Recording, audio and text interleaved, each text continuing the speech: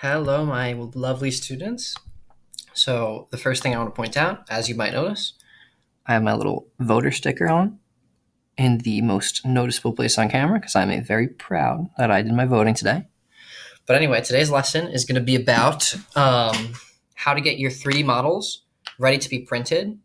We're going to be talking about what features make it really, really hard to actually print your 3D models. And don't worry if you did do these things, I can still do things on my own to make them printable.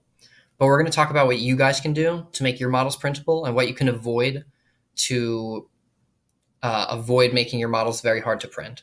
In addition, we're going to be talking about how to put your logos onto your models. That's something I want to do. You all spend a lot of time making very beautiful logos to represent yourself, to represent your brand. And I think that models, if they're worth printing, they're worth, showing off who printed them. In addition, I'm going to have a very big pile of 3D models in my classroom, and having the logos on them helps me identify, whose is whose in case, we forget or something, which I doubt because we have very unique, very wonderful pieces of art in our class. So that being said, let's get into it. So as we talked about in a previous class, the 3D printer prints in layers. So these layers, it prints from bottom to top. So let me zoom in on this Venom over here, and let's talk about him for a little bit. So let me move my camera this way. And sorry, it's like 6 buttons I have to push, so just bear with me. I have to go Oh my goodness, this is so annoying on Chromebook. There we go. Alrighty. So our 3D printer prints from bottom to top. And now I won't rotate my camera. So this Venom would start printing, and the printer is going to print the bottom up to the top. So let's think about how that would work with layers. So the first layer would probably be the very bottom of his feet. Okay, done with that layer. The next layer would probably be about here. So the printer would be going, draw a layer here. Okay, draw feet. Okay, go. Don't put anything. Okay, put down some plastic for his feet. Okay, next layer. Don't draw anything. Okay, draw feet. Okay, nothing. Extrude plastic for his feet, nothing. And the printer is going to continue on like this, nothing, plastic, until it draws all his feet. Drawing layers. But then once the printer gets to here, nothing. Okay, next layer. Extrude plastic. So now it's trying to draw his hand, but instead of drawing his hand, it's just dumping that plastic onto the ground. So now you're going to have a little pile of plastic down here. Let's make that black. So immediately we see we have a problem with printing this. So we're going to get a little clump of plastic down here for his hand. And then the printer is going to keep going. Draw. Nothing. Okay, let's draw his legs. Extrude plastic. So the legs are coming out fine. Draw nothing. Extrude plastic, putting out plastic for its legs. And we get to the other hand, and same problem. It's going to start dumping plastic onto the floor because there's nothing below it, but it sees that there's something here to print. So it starts trying to print it, and instead it's dumping the layer onto the floor. That's going to continue, back and forth, gets to a hand, dumps some more plastic. That's going to continue until this pile of plastic on the floor reaches the hand. So you're going to lose like half of his hands, if that makes sense. Once the pile of plastic gets up to like this point up here, then it'll say printing. Okay, print his hands, and the hands will print on top of that pile of plastic that you've been dumping on the floor. So then you'll start getting hands again. So you'll probably lose these 2 fingers. The way we solve this problem is by putting supports. So let me erase all of this, and let's talk about supports. So supports are little structures that you print out with with your piece, but it's actually not part of your object itself. It's something you're going to print out and then break them off and throw them out or recycle them somehow. So let's zoom in and let's see how we would add some supports. So this is something that we're going to do in class is we're going to add supports to our blankies. I'm stuck on this eraser tool from Screencastify. I would love to get my mouse back, please. Hello.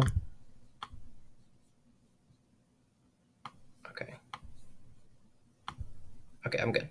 Okay, so let's add some supports. So for our supports, we don't want something that's going to break the model when we try to take our supports off, but we do want it to be able to support this structure. So to make our support structurally sound, we want to have kind of like a box shape. But we don't want to have a whole lot of contact with our 3D model. Meaning, if I put this box here, sure, I would have a lot of support and everything would print correctly, but there would be a box there, and I wouldn't be able to break that box off of my model without tearing my model's hand off. So what we want to do is we want to minimize the amount of contact that this support actually has with our model. And we can do that with a few different shapes. It doesn't have to be this big. The smaller you make it, the less plastic you waste. But you don't have to worry too much about wasting plastic. Let's try to minimize the size of this a little bit. And now let me try to zoom in and rotate a little bit. And let's get, so we can see what we need. Alrighty. So now we have a structure here that'll print with our print. While we're printing this model, this little block will print out too. And when the hand starts drooping, it'll fall down onto that block. And then we'll get that little pile of plastic we talked about earlier, and it'll print on top of that. But that's not really good enough. So let's make it so that we have a little bit of contact with our model, meaning our support is touching our model, but just a little bit, by using a sphere. And we can have it so that just the tip of the sphere touches our model.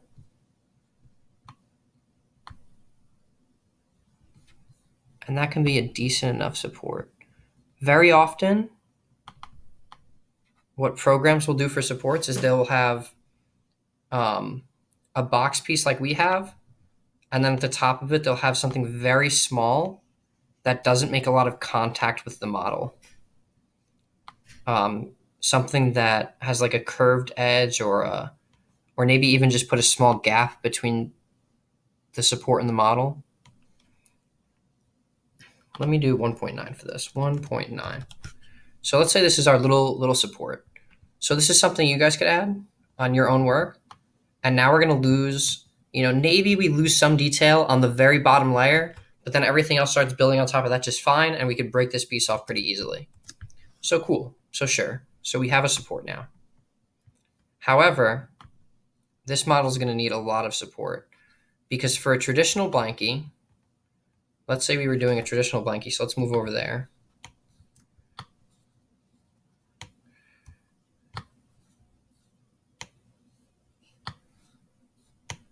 And sorry, I am on Chromebook, and it does take me a second to... Okay. So let's say we're on a traditional blankie. I don't know where I just put that. I'll make a new one.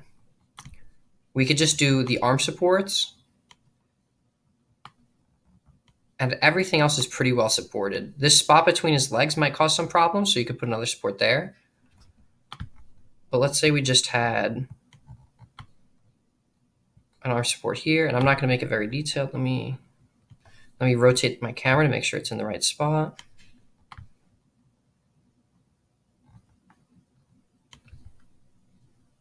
It's not, it's a little too far back.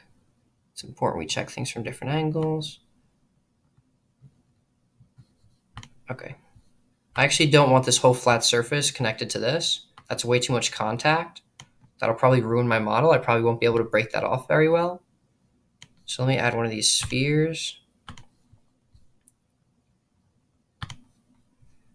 And we'll talk about why the Hollow Knight character, the blue guy with the skeleton looking head and the little sword on his back, we'll talk about why he's here in a second. So this is supports, we're just adding these shapes to give some support to our models while they're printing so that they don't just fall apart. Now let me see if this is close enough. Yeah, it's pretty close. There's not too much contact. All right, yeah, I'll say that that's okay. So I'll copy another one, and I'll move it over here.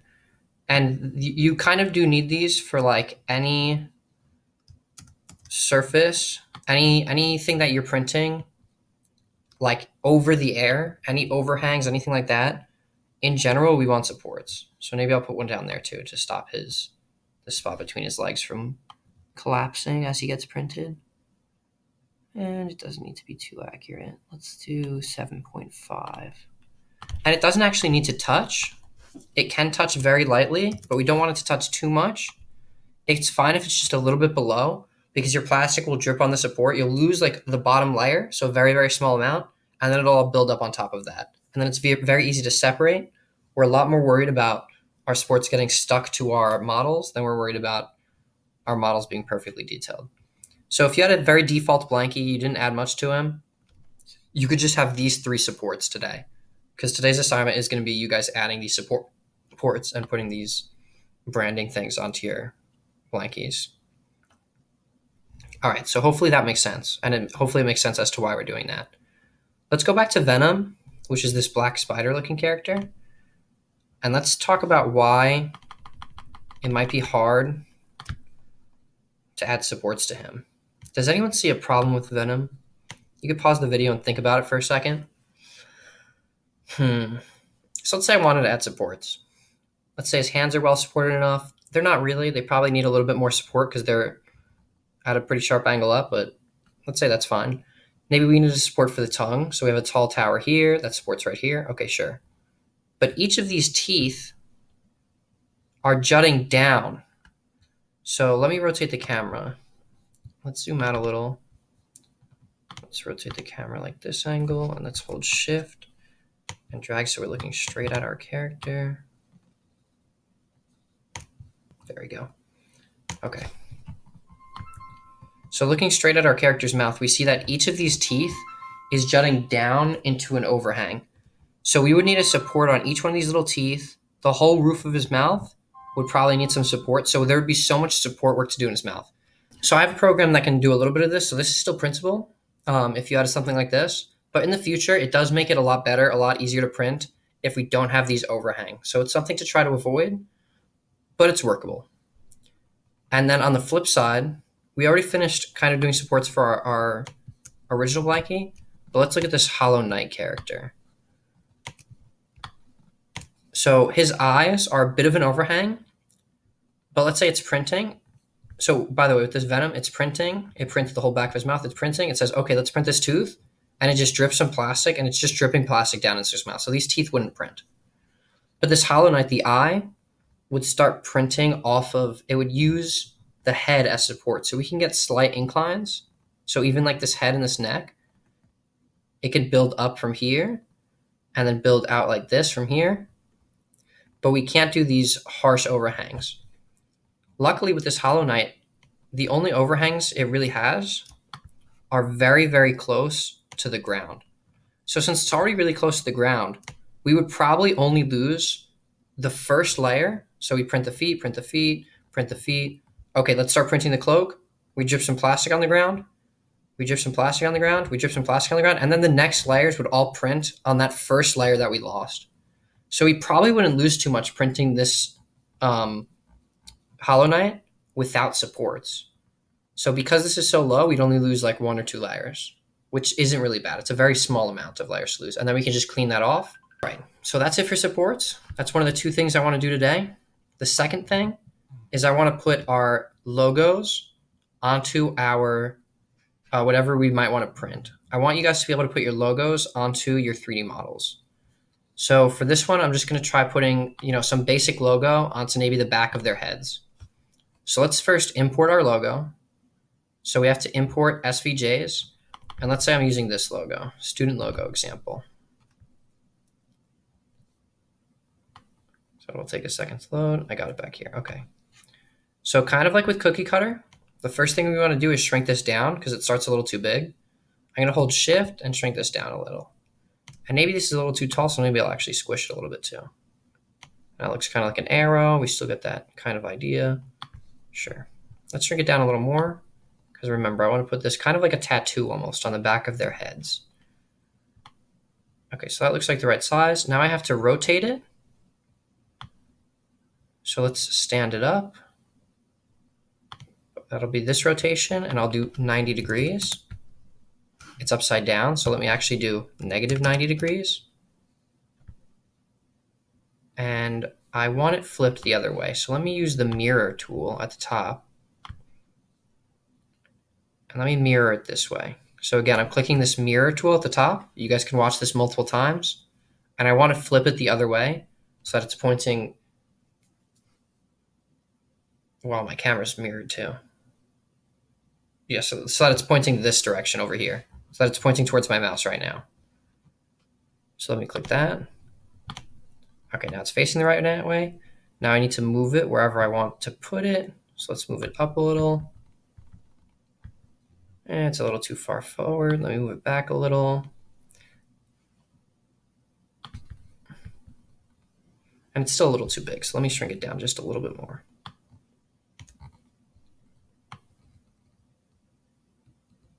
And it does become a little harder to resize once you move it, so be aware of that. Okay, that'll be a decent size. Let's get a little closer.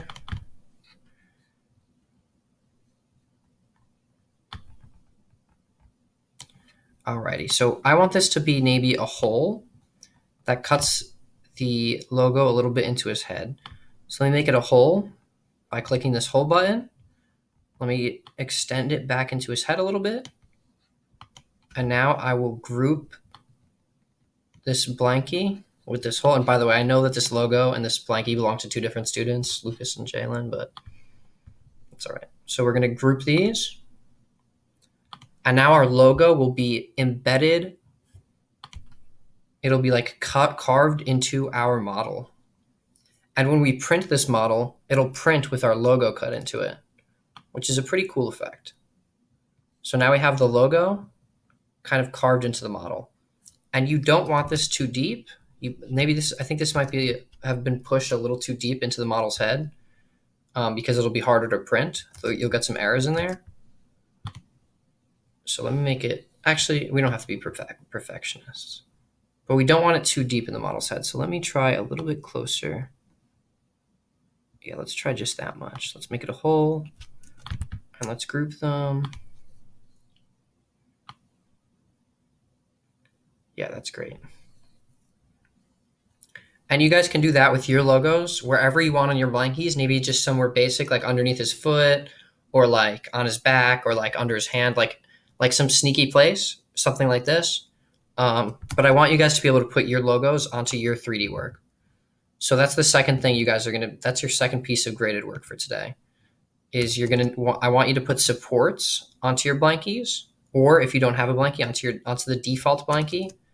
And I want you to put your logo onto your blankie somewhere. And it doesn't have to be a hole. You can do it a different way. You can maybe, have a physical logo that's like colorful jutting out of your model, or like one on its feet. But remember, when we print in 3D, we only print in one color. So hopefully that makes sense. Hopefully this video wasn't too long, and hopefully you see how to put supports and how to add our logos. Thanks. So that's going to be it. Bye, everyone. And I'll see you all in class.